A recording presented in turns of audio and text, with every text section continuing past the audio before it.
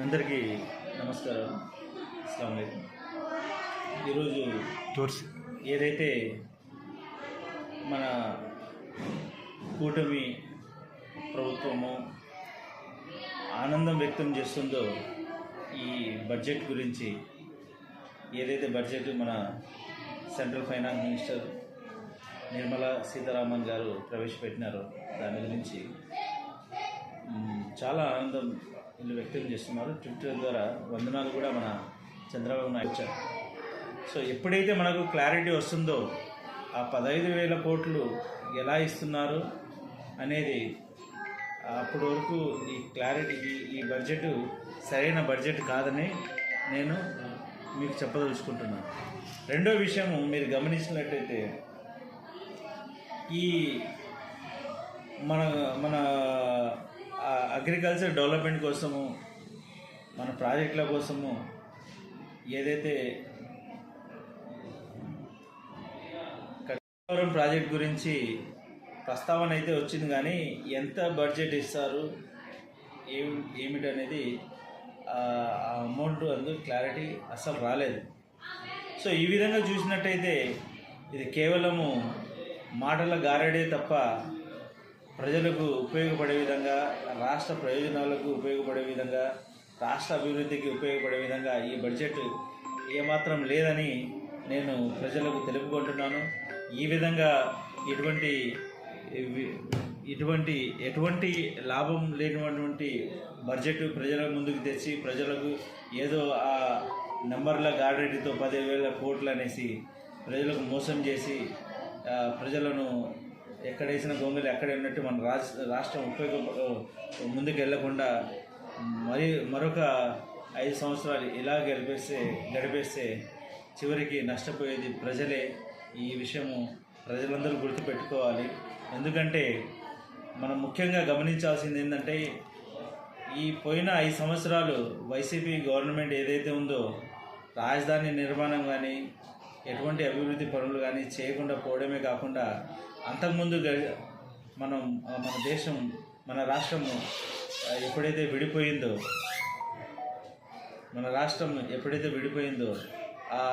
అటువంటి సమయంలో మన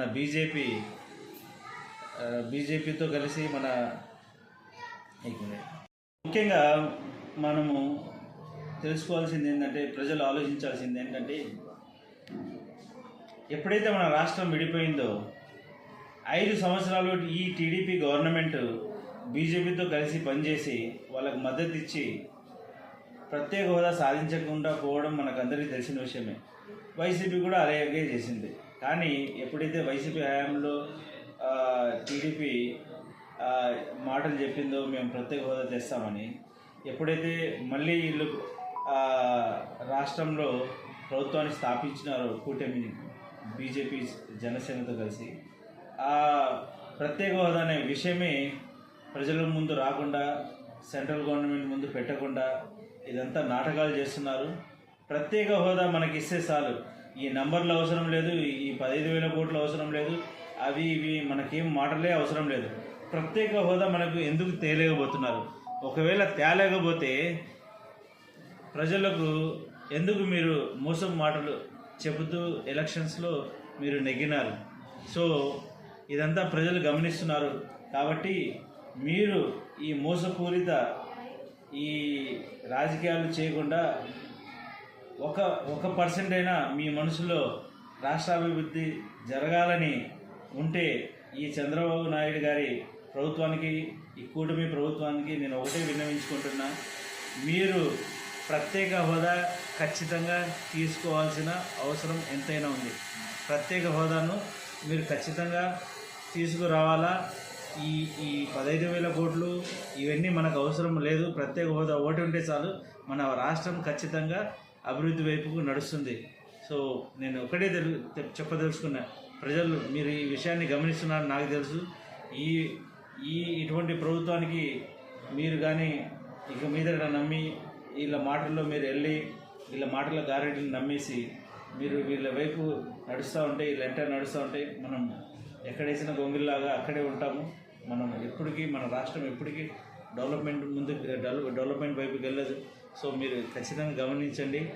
సో రాబోయే రోజుల్లో ఖచ్చితంగా మీరు ఈ కూటమి ప్రభుత్వానికి బుద్ధి చెప్పాల్సిన అవసరం ఎంతైనా ఉంది. Thank you very much. ధన్యవాదాలు.